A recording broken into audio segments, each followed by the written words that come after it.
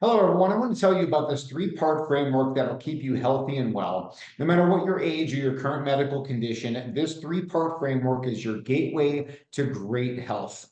We call it Eat Well, Live Well, Think Well. It is a complete holistic framework for heart health and wellness that can help anyone, regardless of your age, health, or current medical condition.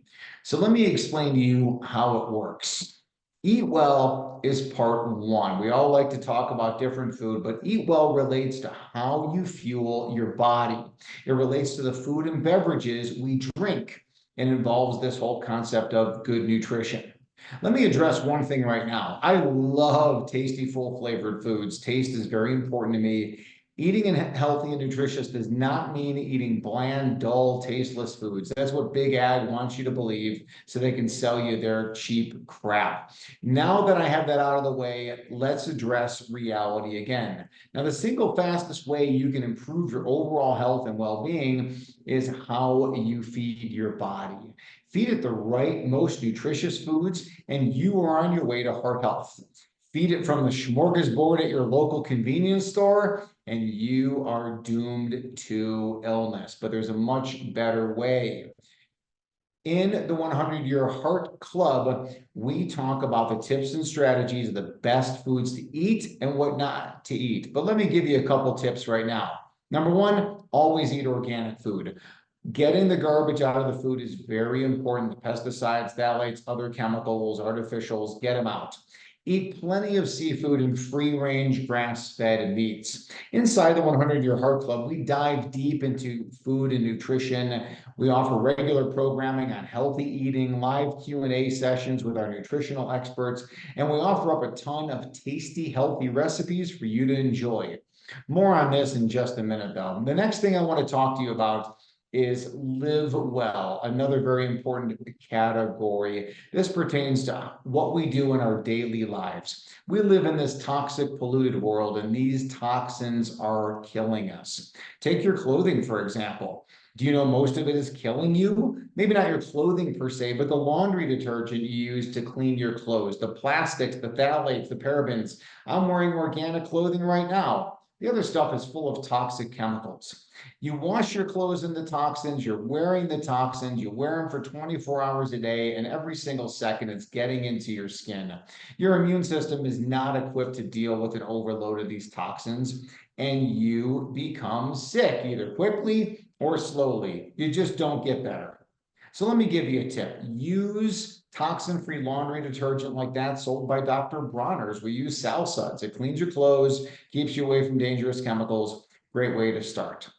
Another thing in most homes and cars that destroys your health is air fresheners. I see this all the time. They emit these toxic fumes. We breathe them, our pets breathe them. We get sick, they get sick. We all have shorter lives. So here's a solution. Open the windows, let the fresh air come in like the grandparents did. This is the best way to do it. Most cardiologists never talk about toxic exposures and their impacts on heart health, but this is what we do inside the 100-Year Heart Club. We tell you what the hazards are. We show you how to find out if you've been impacted by them. We offer product suggestions and alternatives to keep you safe and well. So we talked about food, we talked about lifestyle. Let's talk about my third component, which is think well. Think well relates to mental health, mental wellness, just having that good mindset. Our mental health and attitude play a huge role in our overall well-being. Science has proven time and time again the importance of mental health. So many different studies. There are lots of components to sound mental health, but there are two I want to focus on right now. One, stress. Number two, relationships. Now, stress is killing millions of Americans. Many of you watching this video are experiencing stress right now. Science shows stress to be a major cause of heart disease. And I know in my own practice, nearly half of all people with heart disease also have problems with stress. There's always a story of stress before a heart attack. Now, here's the cold hard facts. You had better learn how to effectively manage stress or you're going to remain sick. We discuss many stress management techniques inside the 100-Year Heart Club. Let me share two that you can do right now. Number one is breathing exercises. And you can find videos on YouTube that show you breathing patterns, alternate nostril breathing to help you reduce stress. Watch them and learn some techniques there, and that'll be helpful. Number two, be of service to other people. Minister, it said this a long time ago. It's hard to be stressed out when you are being in service to others. Volunteer your time to a worthy cause. Do good for others. It'll help you with your stress. Helping others helps you. As an added bonus, it helps fight loneliness and depression, two other ailments that rob us of our cardiovascular health. Another vital element for heart and overall health are relationships and support. And this may be absolutely one of the most important things I could tell you right now. We know as a fact that people in troubled relationships that don't have good bonding, don't have good relationships, we know they have a higher risk of heart disease. Dr. Robert Waldinger is the director of Harvard Study of Adult Development. And what he found, he's been looking at groups since 1938, and he gave a TED talk, What Makes a Good Life? And it's been viewed millions of times. I highly suggest it. Among things that he talks about is that stable relationships in midlife are a better predictor of being healthy than anything else, really. Certainly better than cholesterol levels and CT scans. So here's the message I want to tell you. Good relationships keep us happier and healthier, period, end of story. So here's the multi-million-dollar question. If relationships and support are key to health, how can we make sure they are present in our lives? Relationships and connections can be tough as we get older.